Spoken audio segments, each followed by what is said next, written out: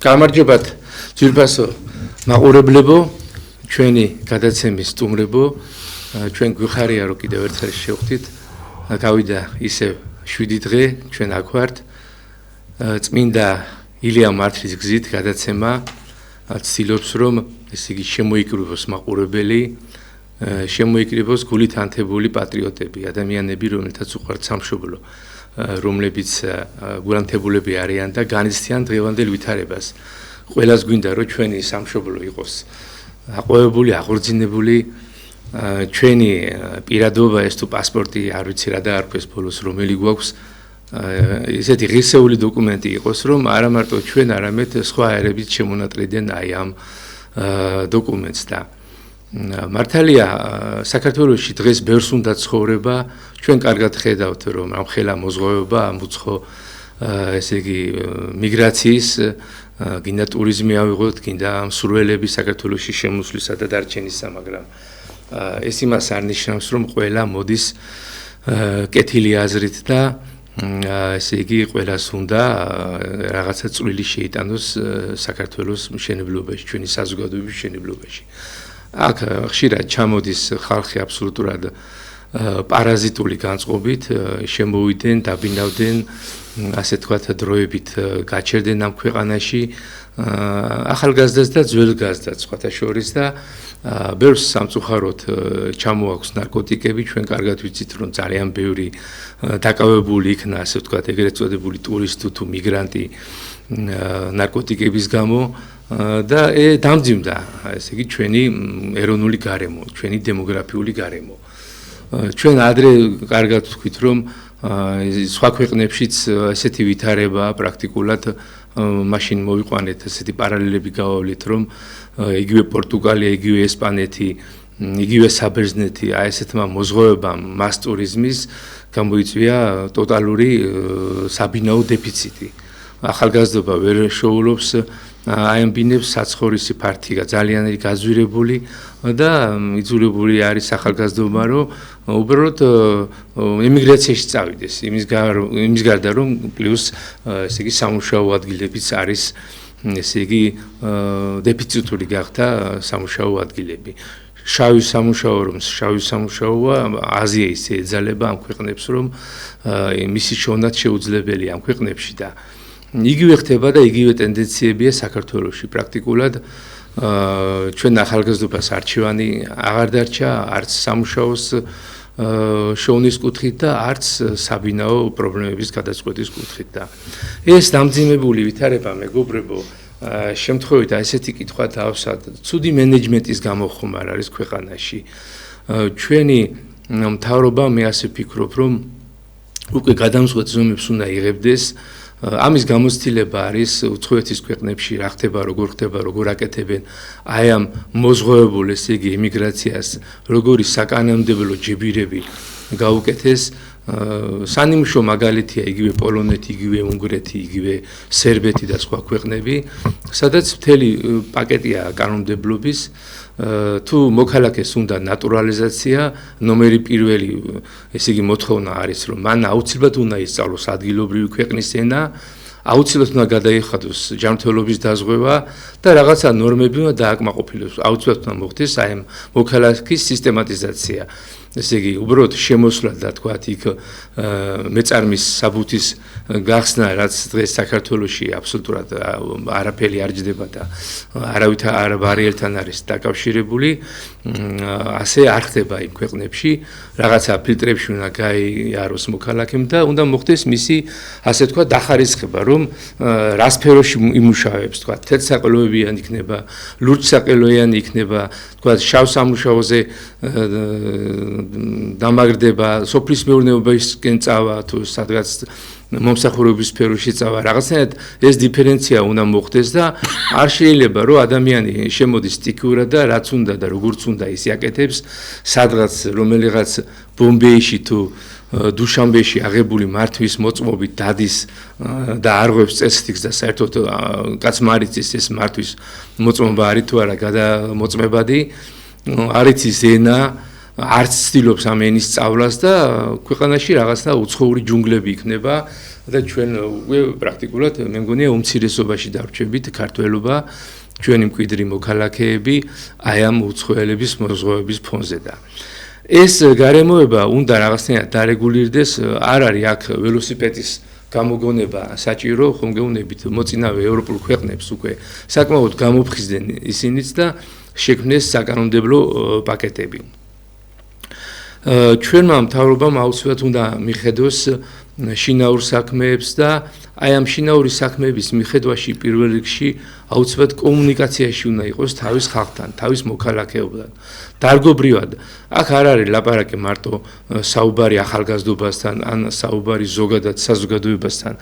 უამრავი დარგი დღეს აბსოლუტურად მიშვებულია და დარგის ესე იგი პატრიოტები თქვათ აი სამედიცინო დარგი ავიღოთ თუნდაც სოფლის მეურნეობის დარგი ავიღოთ თუნდაც განათლების სისტემის წარმომადგენლები აი ასეთნაირი შეხვედრები უნდა ხდებოდეს ამ პიროვნებებთან რომლებიც დარგის მესეურებს წარმოადგენენ წლებია მუშაობენ დარგში რაღაც ავტორიტეტი და დამსახურება გააჩნიათ და ეს შეხვედრები სადღაც ფარდის მიღმა კი არ უნდა მოხდეს ტელევიზიით უნდა გადაიცემოდეს აი მეგობრებო აი ამასწინათ აი შემშურდა კიდევაც პუტინი რომ პუტინია ხო ოდიოზური ფიგურაა 4 თვეში 6 თვეში ერთხელ ხანდახან 3 თვეში ერთხელ იმის და მიხედვით რამდენად არის სიმწვავე ამისა საზოგადოებას ხდება და საკმაოდ ისეთ კითხვებზე ისეთ მწვავე კითხვებზე და ხშირად არასასიამოვნო კითხვებზეც პასუხს იძლევა რომ აი სახტად დარჩები და რატო უნდა იყოს ეს ჩვენთან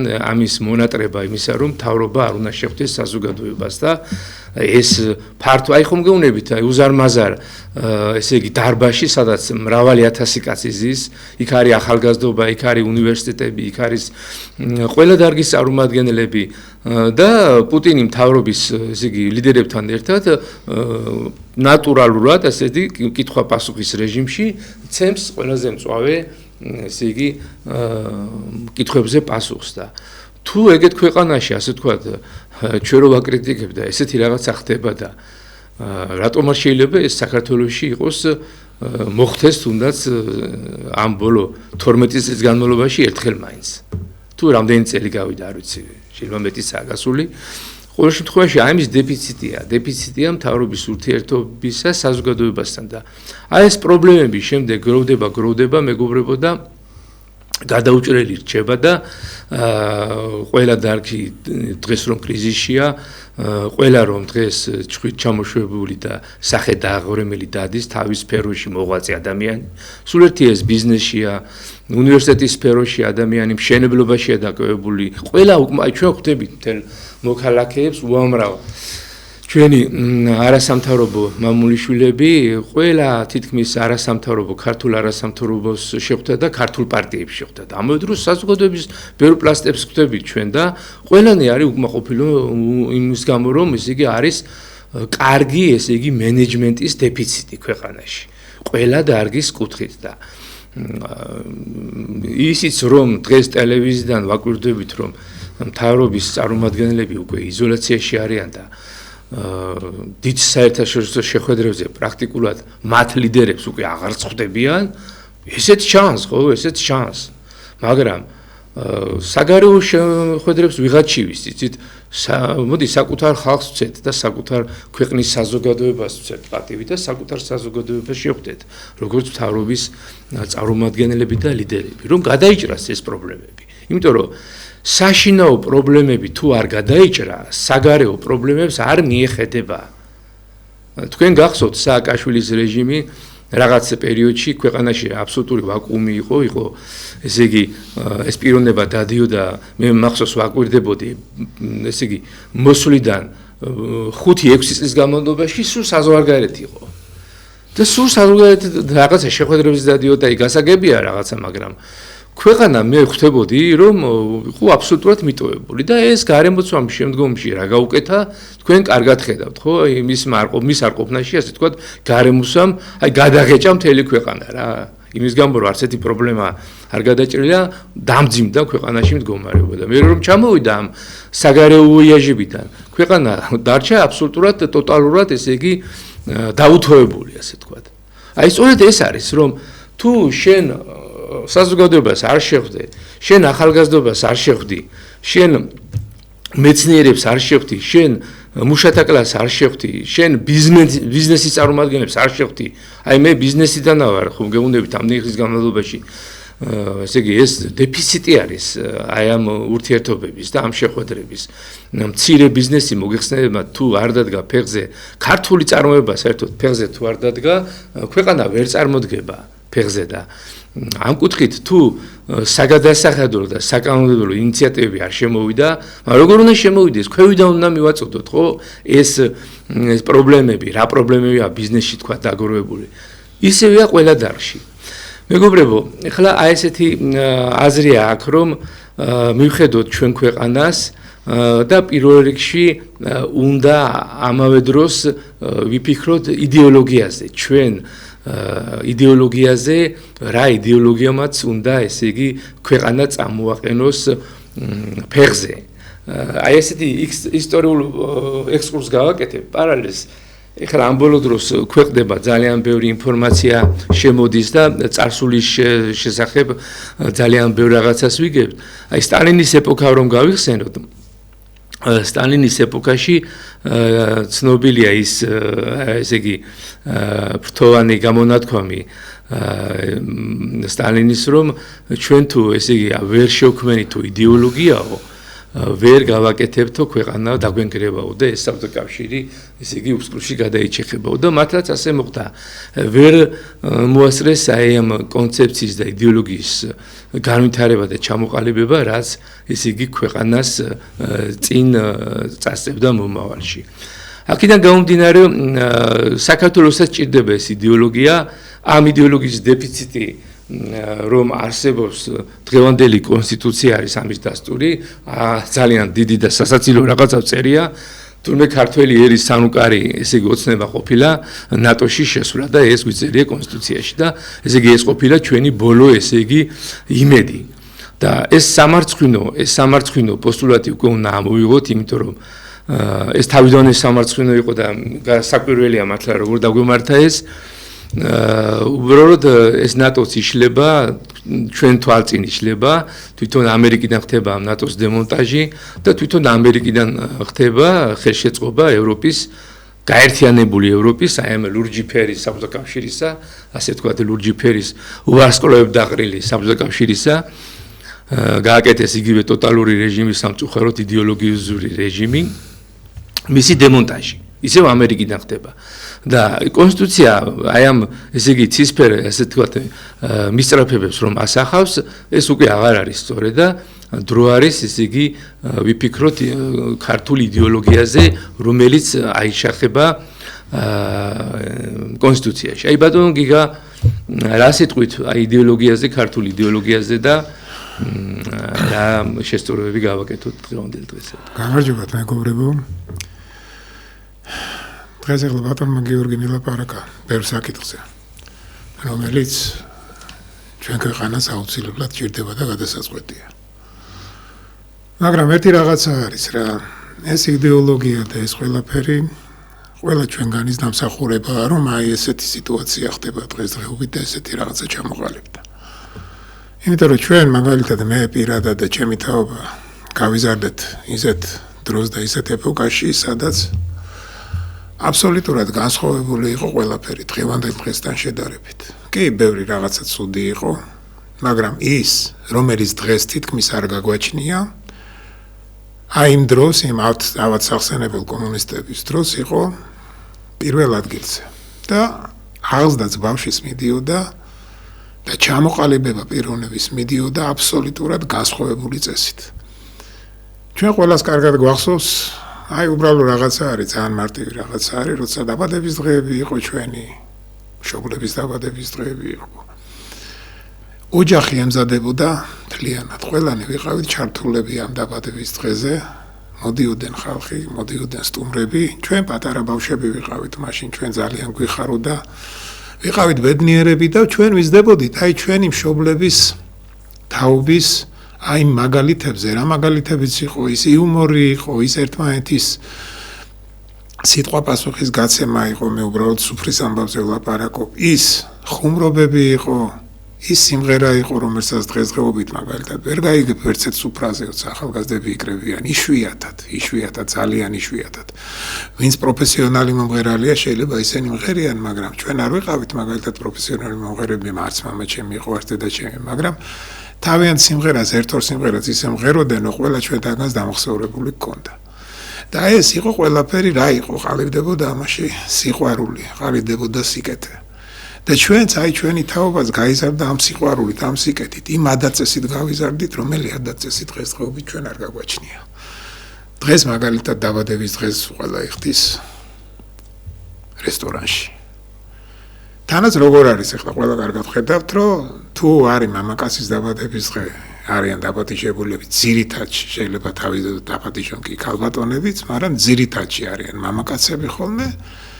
და თუ ქალბატონის დაბადების დღე არის, ძირითადად მიდიან ქალბატონები. და ის ბავშვები აი ამას ყველაფერს არიან მოკლებულები. აი ეს იყო დასაწყისი. ამან მერე ძალიან ბევრი უარყოფითი ფესვი გამოიყო, იმიტომ რომ ამას შეუწყო ხელი ზუსტად იმ ოჯახების დანგრევას. დღესდღეობით აი ქორწილი მაგალითად რო არის. ყველა ამბობს, რომ იცით რა, ახალგაზრდები იკრიბებიან. და ჩვენი თაობა მაგალითად ჩემზე პატარა თაობა კიდე მე შეიძლება უფრო ხანში შესული ვარ ჩემზე პატარა თაობას არავინ არ ეპატიჟება და ზუსტად ის ახალგაზრდები არიან მოკლებულები ზუსტად იმ სიყვარულს იმ ძველ თაობას რომლებსაც ბევრად უკეთესად შეუძლიათ მათ ასწავლონ ზუსტად იმ სიტყვის თქმა იმ ლექსის თქმა ჩვენ მაგალითად ბიჭები რო ვიკრიბებდით და გოგოები რო ვიკრიბებოდით ხოლმე ერთად რო შევიყრებოდით ხოლმე ერთმანეთს ვეჯიბრებოდით ლექსის თქმაში მე მეგობარი მყავდა და მეც ესეთი ვიყავი, ჩემი მეგობარი იყო, ჩამოსული იყო რაიონიდან. ერჯერ დაждდა და 1:30 ლექსი ისწავლა ერთი კვირის განმავლობაში. და მე რომ მოვიდა ერთ-ერთ სუფრაზე ვიყავით დაპატიჟებულები და ყველა საფრთხეძელო ლექსი თქვა და იმაზე ბედნიერი არავინ არ იყო და ჩვენც ყველანი ბედნიერები ვიყავით. იმიტომ რომ ყველა საფრთხეძელოს თავისი ლექსი მოაყოლა ხოლმე. მე ვეუბნებოდით ხოლმე ვაშაყირებდით იცით რა მოდი რა სხვა ლექსების თქვი ბიჭო ხო ვისწავლით და მე ვიტყვიო აი ზუსტად ამაშია საქმე იყო სიყვარული იყო სიკეთე და ეს ყველაფერი ხდებოდა ოჯახში ოჯახურ გარემოში ხდებოდა ეს ყველაფერი ჩვენ მივდიოდით იქ დედა ხდებოდა იმ ოჯახის მამა ხდებოდა იმ ოჯახის და აი ეს სიკეთე სიყვარული ყველაფერი ჩვენს ახალგაზრდობას როგორმე უნდა თავიდან მივაწოდოთ რომ ისინი სხვანაირები გახდნენ აი ეს ყველაფერი მინდა მეთქვა კიდე უნდა თქვა ერთი რაღაცა რომელიც აუცილებელი არის რა დღესდღეობით არის აი ყველაზე ცუდი რასაც მე ვხედავ არის სიძულვილის ენა ხო იმდენი ლაპარაკეს ამათმა რომ აი მაგალითად ვიღაცა განსხვავებული სქესობრივად რო განსხვავებულია იმაზე თუ რაღაცა სიტყოდი აი სიძულვილის ენით ლაპარაკობ და აი ამ სიძულვილის ენის ლაპარაკში ზუსტად სხვა კუთხით იყო მაშინ ლაპარაკი დღესდღეობით მართლა ადამიანებმა ერთმანეთი შევიძულეთ ზუსტად იქ რომ არის მიტინგი ხო მიდის მთავრობის წევრებიდან დაცინვა დაუძახეს რაღაცამ ვიღაცა თქვა სიტყვაზე აკაცუკის სიტყვა და მიდის ამ სიტყვის სხვადასხვანაირად დამუშავება მიდის იმ ახალგაზრდობის აბსოლუტური დაცინვა საცინად აგდება და ყველაზე ცუდი რა არის იცით რომ აი ეს ოცნება რომ მოვიდა მე აღარ ვლაპარაკობ ნაცების დროს რა უბედურებას ტრიალებდა მე ყველამ კარგად ვიცით მაგრამ ის თაობა დღეს რომელიც ახალგაზრდები არიან სტუდენტები არიან ოცნება რომ მოვიდა მაშინ ეს ახალგაზრდები იყვნენ 5, 6, 7 წლის 10 წლის და ის ყველაფერი რომელიც ცუდი კონდათ ნაცებს ოცნებას არ გამოუსწორებია არც განათლების სფეროში არ გამოუსწორებია არც იდეოლოგიურ სფეროში არ გამოუსწორებია მიიღეს ძალიან ცუდი კანონები მიიღეს ანტიდისკრიმინაციული კანონები მიიღეს პლანის თუ რას ეძახიან მარიხუანის ლეგალიზაციის კანონები მიიღეს ბავშთა კოდექსი და ხდებოდა ისეთი რაღაცეები რომელიც მაგალითად ამ ბავშვებზე მოქმედებდა ძალიან ცუდად მიდიოდა იდეოლოგია რომ კარგი ადამიანი ვინც იყო მიდიოდა იმათი აი როგორც ახლა ესენი ეძახიან რა დაბულინგება და იმ ადამიანებს აჩვენებინებდნენ აი სხვანაირი კუთხით ახლა ადამიანები ვართ ყველამ ვიცით ხო არავინ არა ვართ უცოდველი ყველა ჩვენი წოდები მოგვეკითხება. ამ ქვეყანაზე თუ არა, იქ სადაც ჩვენ წავალთ მერე მომავალში. ამ ქვეყანაზე ვერავინ ვერ დარჩება და ამოუკეკავდნენ ისეთ რაღაცას, რომელიც შეიძლება იმ ადამიანს ამაზე მონანიებულიც ქონდა, ყველაფერი ქონდა, გადახდილიც ქონდა. თავისი სისხლითაც შეიძლება, თავისი ჯანმრთელობითაც ყველაფერი ამოუკეკავდნენ და კიდე ერთხელ იმ ადამიანს თუ ცუდი რაღაცა ქონდა გაკეთებული, კიდე ერთხელ მოკლავდნენ ხოლმე. არადა ის ადამიანი სხვანაირი ცხოვრების წესით ცხოვრობდა უკვე. აი ეს არის ყველაზე ცუდი, ეს არის ყველაზე ცუდი და ყველაზე საშინელება, რომელიც ჩვენს ახალგაზრდობაში შევიტანეთ და უკვე აქეთ ამხარეც, იქით ამხარეც, ერთმანეთს ვერ იტანს. აქეთ ამხარეც, იქით ამხარეც, ერთმანეთს საშინელი სიტყვებით ლანძღავს. და არ მიდის შერიგება და ეს ყველაფერი არის აპატიოს ოცნების ხალხმა, მაგრამ ეს არის ზუსტად მაგათი ბრალი. ეს არის მაგათი იდეოლოგიის ბრალი. რომ ჩვენა ვართ კარგები, ჩვენ ყველაფერი ვიცით და სხვა არის მტერი, სხვა არის ცუდი. და როგორც კი შენ განსხვავებულ აზრს იტყვი, შენ ახარ ეგრევე ნაცი. და ეს ახალგაზრდები, რომლებიც დღეს მაგალითად დადიან იქ მიტინგზე, ეს პროდუქტი, ამ ახალგაზრდების უკაცრავად, მაგრამ პროდუქტს იმიტომ ვეძახი, რომ ისინი მივიღეთ ჩვენ. ეს ჩვენი დამსახურება არის. ჩვენ უნდა შევცვალოთ ის ბავშვები. ჩვენ როგორმე ის ადამიანები, ის ბავშვები მოვიყვანოთ ჩვენსკენ. უნდა აუხსნათ რა არის ცუდი, რა არის კარგი, მაგრამ ოცნება არავის არ ხვდება. არავისთან არ უნდა კავშირი, არავისთან არ უნდა დალაპარაკება. ახალგაზრდებთან თავიანთი შვილების ხნის, წლოვანების ბავშვებთან არ უნდა მისვლა, არ უნდა დალაპარაკება. ისინი მოიხსენებენ ისე, რომ ესენი არიან ცუდები და გარიყეს, გაანადგურეს ესენი. წამოვიდა უფრო დიდი სიძულვილი. აი ამაზე უნდა ვიფიქროთ ჩვენ. ჩვენ უნდა ვიფიქროთ იმაზე, რომ აი ეს ბავშვები, ეს ადამიანები ერთმანეთს როგორ დაუკავშიროთ. როგორ უნდა დაუკავშიროთ ეს ადამიანები, რომ ამ საქართველოში მართლა რა ვიცი, ხთიძე გადასასვლელი ხალხი დარჩით. რამდენი მილიონი ვართო ვიძახით, მაგრამ არ ვიცი რამდენი ვართ. ძალიან ცოტანი ვართ. ისე ცოტანი ვართ, რომ შეიძლება მართლა რომ აი დაითვალო რა. სათითაოდ დაითვალო, რომ დაუძახო, სათითაოდ დაითვლი ამ ადამიანებს. ძალიან ცოტანი ვართ და ჩვენ თუ ეს გადაწყვეტილება არ მივიღეთ, რომ ჩვენ უნდა ერთმანეთს დაუახლოვდეთ, ერთმანეთს უნდა შეურიგდეთ და რაღაცა საკითხზე უნდა გავერთიანდეთ, ჩვენ ქვეყანას დავკარგავთ. ჩვენი გადარჩენის აი დღე და დღის წესრიგი დადგა.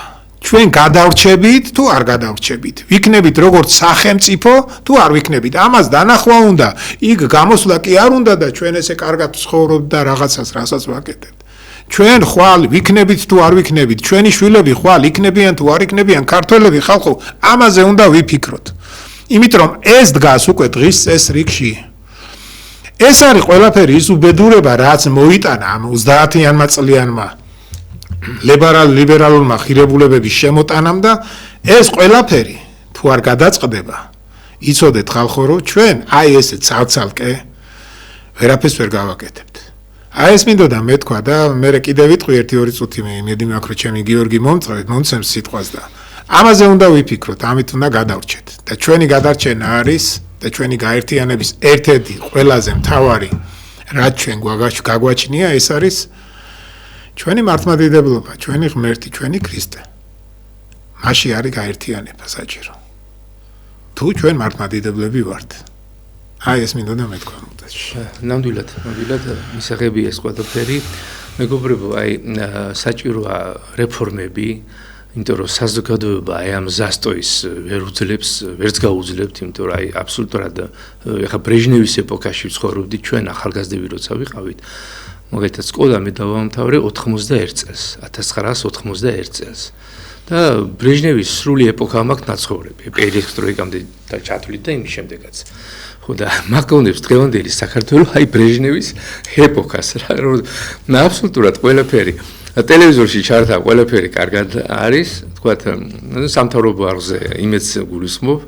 გვიხარია თუ კარგად არის, რა თქმა უნდა, კარგადაც უნდა იყოს და გვიხარია, მაგრამ არ არის მეგობრებო კარგად, იმიტომ რომ ეს აი მახსოვნებს საბჭოთა კავშირის პერიოდს, ბრეჟნევის პერიოდშიც კარგად იყო ყველაფერი, ну ქონდა ელემენტარული რაღაცები, მაგრამ საზოგადოებას მეტი უნდოდა უბრალოდ რა, იცით, ეხლა რომ ვიხედები აი ამ გადასახედიდან სოციალურად მართლა იყო ხალხი დაცული, ყოველ შემთხვევაში ამაზე უფრო დაცული იყო ვიდრე ეხლა ვართ. ხალხის მასას გულისხმობ მე, მაგრამ პოტენცია ამ გაერთიანებას რაც იყო საბჭოთა კავშირი, ნამდვილად გიგანტური პოტენცია ჰქონდა და არ შეიძლებოდა აი ამ ქვეყანათა აი ამ კავშირის აი ესე მიძინება და აი ესე თქვა ზასტოის რელსებზე გაშვება. რეალურად ჰქონდა ესე იგი, აი ბრეჟნევის მაგერად მე დარწმუნებული ვარ რომ ვიღაცა რეფორმისტული ესე იგი აღშენებლობითი ესეთი პიროვნება, ენერგიული პიროვნება რომ მოსულიყო, არა გარბაჩოვზე არ მაქვს ლაპარაკი, იმას თუ დაანგრია გაწონასწორებული რეალური ისეთი პიროვნება, რომელიც ეკადრებოდა ამ ქვეყნების გაერთიანებას, შეიძლებოდა ისეთი გიგანტური ნახტობით განვითარებული იყო, რომ აი დღევანდელი ჩინეთის ადეკვატური გამხდარი იყო, აი რაც პრაქტიკულად ჩინეთმა გააკეთა რეალურად. აი თავისი რეფორმების საფუძველზე და აი დღეს აი ამ ზასტოიში ვიმყოფებით ჩვენ და რა გვინდა რომ ვიცით ქართველებმა, აქ ქართველებს მე რო ვიზახი, აქ იგულისხმება სხვადასხვა ეროვნების ადამიანები, არა მარტო ეთნიკურად ქართველები, არამედ ჩვენ გულისხმობთ სხვადასხვა ეროვნების ადამიანებს, რომლებიც არიან პატრიოტები, რომლებიც არიან ამ ქვეყნის მოქალაქეები, ძირძველი მოქალაქეები და რომელთაც უყვართ საქართველო. და ჩვენ აი საქართველოს მოქალაქეებს ნამდვილად გვაქვს იმის შეგრძნება, რომ ეს ქვეყანა უფრო მეც იმსახურებს და უფრო მეტი რესურსი გვაქვს, ჩვენ გვაქვს ადამიანური რესურსი, ჩვენი ახალგაზრდობა ვიყოთ თუნდაც, კიდევ ძველგაზრდობა, განათლების რესურსი არის ქვეყანაში, უამრავი სპეციალისტი გვყავს, კლიმატი და ეს ბუნებრივი რესურსები ხელს გვიწყობს. გვინდა რომ განვითარდეს ქვეყანა. ესე იგი ზასტოიში კი არ ვიყოთ, განვითარდეს, მაგრამ მეგობრებო, აი მე მთავრობის გასაგონად ვამბობ, ეს ასეთი მეგობრული კრიტიკაა, ნამდვილად თვითონაც მიხვდებიან ალბათ რომ ესე იგი საჭიროა ქვეყნის განვითარება, მაგრამ თუ კონსულტაციები არ იქნა და თუ მთავრობა არ გაიხსნა საზოგადოების მიმართ და ეს წინადადები ქვევიდან ზევით არ მიიღეთ და არ განიხილეთ და ეს ინიციატივები ქვევიდან ზევით არ დაინახეთ, მარტო ზევიდან ქვევით მართვით ქვეყანა ვერ განვითარდება, იმიტომ რომ ნამდვილად რეალობას მოწყდით. ისე თავის დროზე ბრეჟნევის მთავრობაც ეგრე მოწყდა რეალობას და მივიღეთ 25 წლიანი, ესე იგი, ბრეჟნევის მმართველობა და ზასტოი, სრული ზასტოი. და ამ ზასტოის, ესე იგი, ყველა ტიპიური ნიშანია დღეს საქართველოში. საქართველო უნდა განვითარდეს, ქვეყნები ჩვენს ირგვლივ ვითარდება და მე ასე ვფიქრობ, რომ ამ მხრივ არა ვართ შეზღუდულები. აი ამ თემასთან დაკავშირებით, ბატონო ვაჟა, თქვენ როგორ ფიქრობთ? იდეოლოგია აი რის დეფიციტიც გვაქვს. პრაქტიკულად ეხლა მთავრობას რატო არის დამოხრუჭებულ მდგომარეობაში გადასული, იმიტომ რომ წინა მთავრობებიც ასე იყვნენ სხვათა შორის. არ არსებობს იდეოლოგია, ქვეყნის მართვის იდეოლოგია, კონცეფცია, არ არსებობს მენეჯმენტი. აი რა სიტყვით ამის შესახებ? მოგესალმებით, მე ვესალმები აუდიტორიას და კიდევ ერთხელ შევახსენებ, რომ ისინი არიან დიდი ქართველები და დიდი მსოფლიო მოქალაქეები და ცოტა მეტი მოგეთხოვება ჩვენი წარსულიდან გამომდინარე რა შემიძლია შემოგთავაზოთ ჩემი გამოსახედიდან. პირველი რაც შეიძლება დავაფიქსირო ჩემი პოზიციიდან გამომდინარე, ვიტყოდი იმას, რომ ისევ და ისე როგორც ისტორიკოსი და საზოგადოებაცოდნე გთხოვდით გაიხსენოთ, რომ როდესაც დაეცა ბიზანტია სამხრეთ კავკასიაში რა პოლიტიკური სტრუქტურა არსებობდა. ერთადერთი ეს გახდათ ქართული სახელმწიფოები, კახეთი, ქართლი, იმერეთი და სამცხე-საათაბაგო. რაც შეეხება ჩვენს დღევანდელ ეგრეთ წოდებულ აზერბაიჯანს, როგორც უწოდებენ, მათ ათრების მოგეხსენება თურქმანების სახანოები იყო, ხოლო სამხრეთს უკვე სამხრეთ კავკასიაში წართმეული ჰქონდა პოლიტიკური სტატუსი. ანუ საქართველო ბიზანტიის დაცემის მერე, სანამ რუსეთს შემოვიდოდა სამხრეთ კავკასიაში, იყო ერთადერთი ქრისტიანული სახელმწიფო და გაერთიანება, სამეფო და ერთი სამთავრო და თუ მუსულმანობა ებრძოდა საქართველოს და ებრძოდა იმიტომ, რომ ის იყო ქრისტიანული. ამიტომ ჩვენი იდეოლოგიაც, რომელიც დღეს სამწუხაროდ გამოკვეთილი არ არის და ჩვენი მეგობრების აზრითაც და ჩემი აზრითაც ეს გამოკვეთილად უნდა ითქვას, რადგან პირველი საუკუნის მერე საქართველოს მიწა-წყალზე უფლის შემოსვლა ძალიან ღრმად აისახა ანდრია პირველწოდებულისა და სხვა მოციქულების მოღვაწეობის საფუძველზე და თუ ჩვენ რაიმე განსაკუთრებული სახე გაგვაჩნია ან განსაკუთრებული სახელმწიფო სტატუსი გაგვაჩნდა ამ რეგიონში თუ სხვა მეზობელ სახელმწიფოების თვალში ეს გავხდათ რომ ჩვენ ვიყავით ქრისტიანები. შემდგომში რა თქმა უნდა ეს ქრისტიანობა მოგესწენებათ ორ ნაწილად გაიყო მე-11 საუკუნეში, ჩვენ დავრჩით მართლმადებლად, ხოლო დასავლეთის სამყარო გახდა კათოლიკური. აქედან გამომდინარე ჩვენი იდეოლოგია, რა თქმა უნდა არის სიყვარული, ღვთის სიყვარული, არის მოყვას სიყვარული და ეს ყველაფერი ფიქსირდება რა თქმა უნდა იმ მათცნებაში, ცხრანეტარებაში. ასევე ფიქსირდება ჩვენი დიდი მოღვაწეების იმ მოწოდებებში როგორც არის ილია ჭავჭავაძის მამული ენა სარწმუნოება და ჩვენი უდიდესი პატრიარქის ღმერთი სამშობლო ადამიანი ანუ მოყვასი. აი ამათი გაერთიანებას გთავაზობთ ჩვენ რომ გაერთიანდეს ეს ყველაფერი ერთიანი სახით და ჩვენ მივიღოთ ის დიდი სულიერი შუქურა იდეოლოგიის სახით რომელიც მოითხოვება ხელისუფლებასაც მოითხოვება ქართულ ინტელიგენციას რომ თავისი მოღვაწეობის ძირითადი ორიენტირი და ჩარჩო კალაპოტი სწორედ აქედან გამომდინარე იყოს. რა თქმა უნდა ამ ჩარჩოდან ხშირად შეიძლება ჩვენ მოგვიწიოს გადასვლა, უკან დახევა ან რაღაცა ცვლილებების მცდელობა, მაგრამ ორიენტირი ჩვენი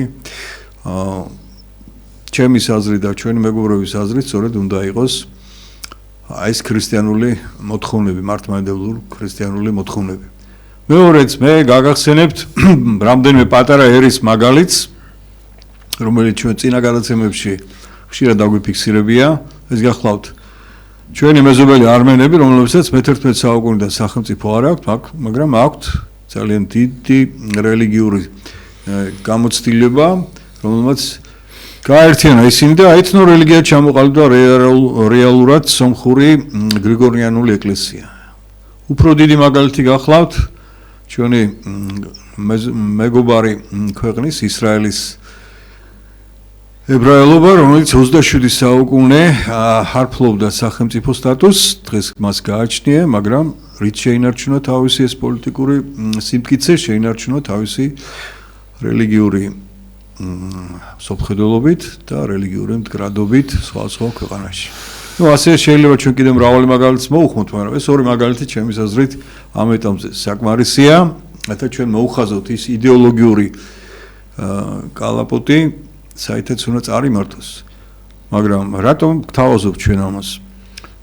თუ გადავხედავთ ჩვენ წინა გადაცემაში ვახსენეთ, რომ ზუსტად გამსახურდია შემდგომი პერიოდი ვერ გაიგებ რა ხალხი ცხოვრობს ფაქტიურად საქართველოს ტერიტორიაზე, საით მიისწრაფის, რა მიზნები გააჩნია და არის რაღაც აურაც ხელი სხვა თეორიული მოსაზრებები ქვეყნის განვითარების. ქვეყნის განვითარება არის ერთი, ჩვენ ვართ მართლმადიდებლები, ვაშენებთ მართლმადიდებლურ საქართველოს, თუ არ ავაშენებთ მართლმადიდებლურ საქართველოს, ჩვენ აღარც ქართველები ვიქნებით და აღარც საქართველო არ იქნება რაღაც ახალი სახელმწიფო წარმონაქმნი, სადაც იცხოვრებს რა თქმა უნდა სხვა ღვთისმშობლები, სხვა ადამიანები და მათ იქნება რა თქმა უნდა სხვა სახელიც და სხვა სახელმწიფო ცხოვრების წესიც.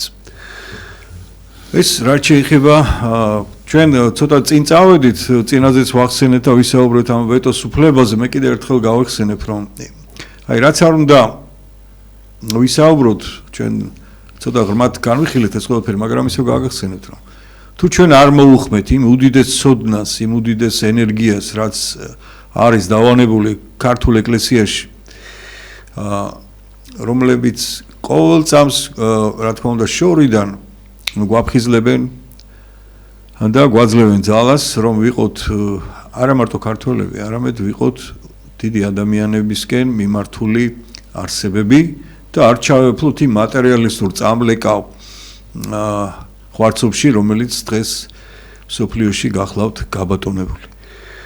ამიტომ ეს ვეტოს უფლება როგორმე იქნებ ჩვენ შემდგომშიც წამოვაყენებთ ამ იდეას და იქნებ თქვენს გაითვალისწინოთ რომ საქართველოს თუ არ ამუშავა, აღორძინა, გააძლიერა ის დიდი სულიერი პოტენცია რომელიც ჩვენს ეკლესიაშია დაბუდებული ჩვენ ნახეთ რომ ჩვენი პოლიტიკოსები ზუსტად გამსახურდია ეს მერე ხან საით იხედებიან ხან რა შეცდომები მოსდით და რა მდგომარეობაში ვართ ამ მათი ქმედებიდან გამომდინარე დღევანდელ საქართველოში ყველა კარგად ვხედავთ.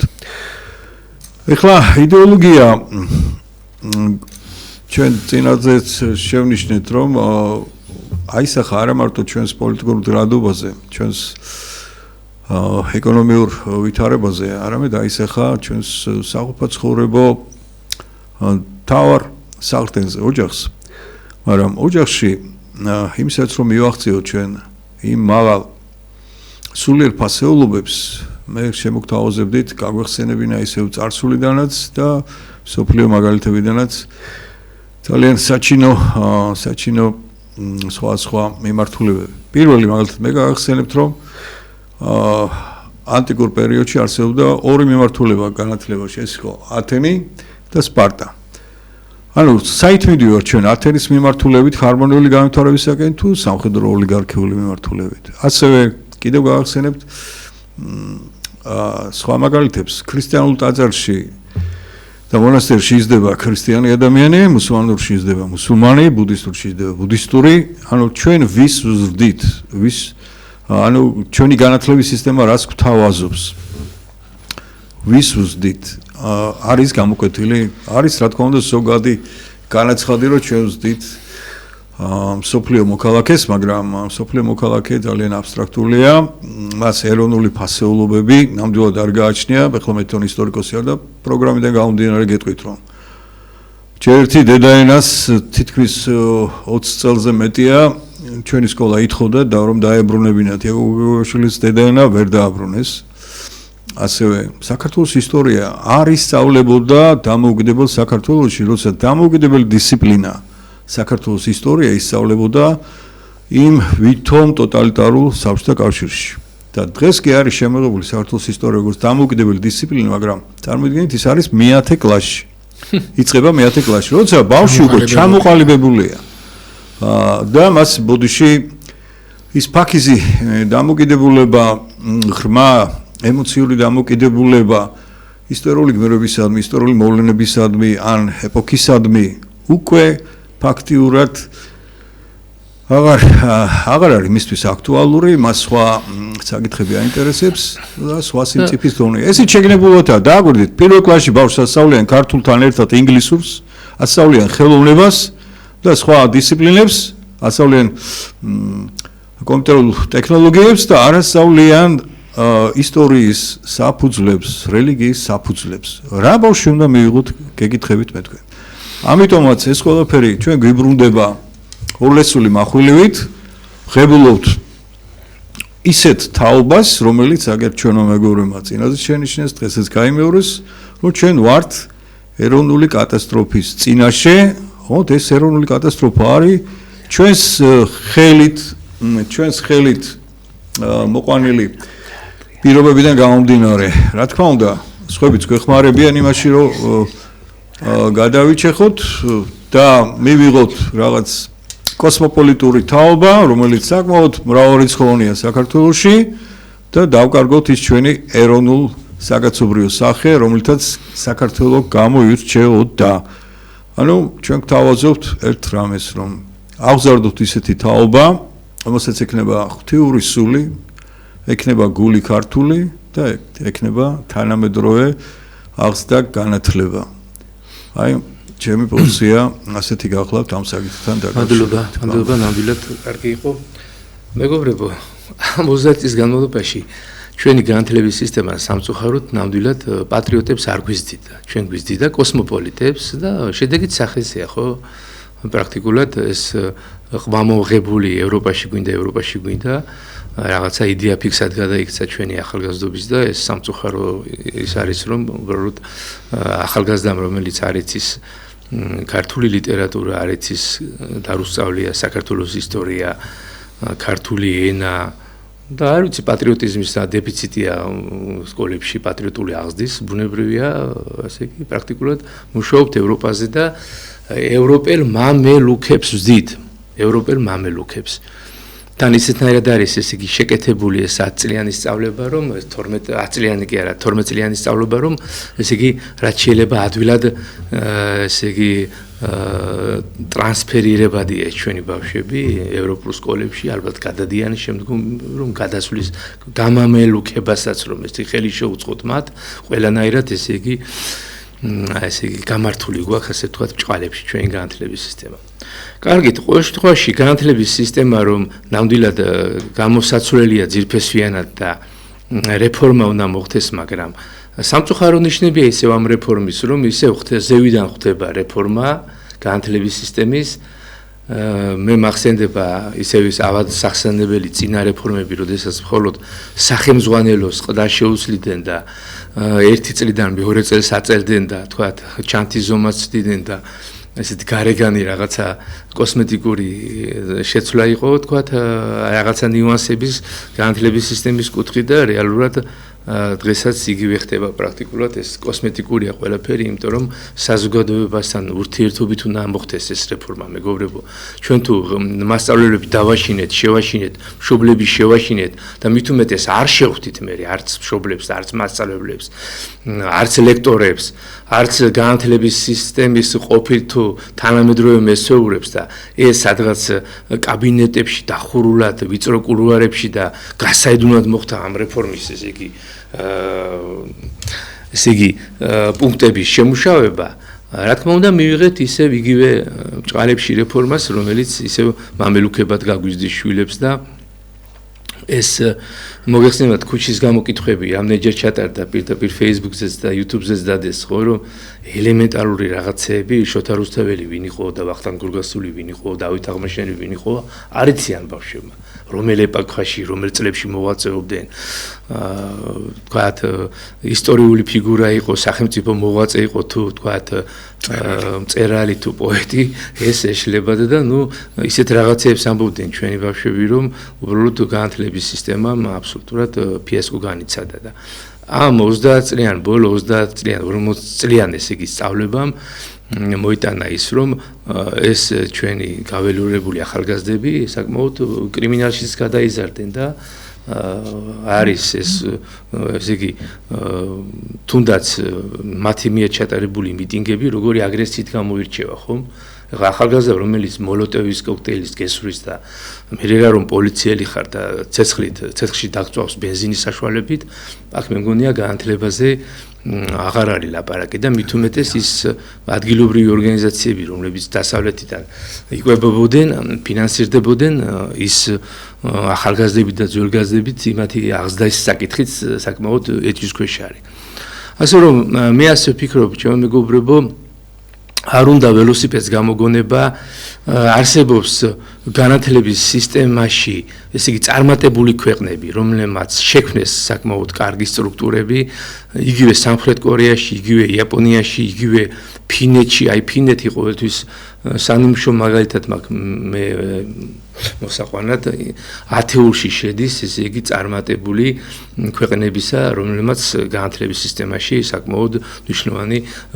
რეფორმები გააკეთა ჩაატარა და ფინეთის ესე იგი განათლების სისტემა დღეს ბავშვი აი ამ სკოლადამთავრებულ ბავშვი გამოირჩევა მაღალ აკადემიური მოსწრებით, პატრიოტიზმითაც, თავისი ქვეყნის ისტორიის, ლიტერატურის, კულტურის თუ ენის მაღალი ცოდნით, მათემატიკურ თუ ტექნიკურ საგნებში მაღალი მომზადებით და როგორც მოქალაქე საკმაოდ დადებით არის შეფასებული და ავდგეთ და ჩავიდეთ იმ ესე იგი ქვეყნებში ნახოთ ის სისტემა როგორ მუშაობს, დავამატოთ ჩვენი ადგილობრივი ესე იგი ნიადაგის და გარემოს გამოცდილებით ესე იგი გავითვალისწინოთ ის ჩვენი ადგილობრივი სპეციფიკაც რა თქმა უნდა მაგრამ თვითონ სისტემა შესაძლებელია იგივე იაპონიიდან გადმოვიღოთ რაც იაპონიაში მუშაობს იგივე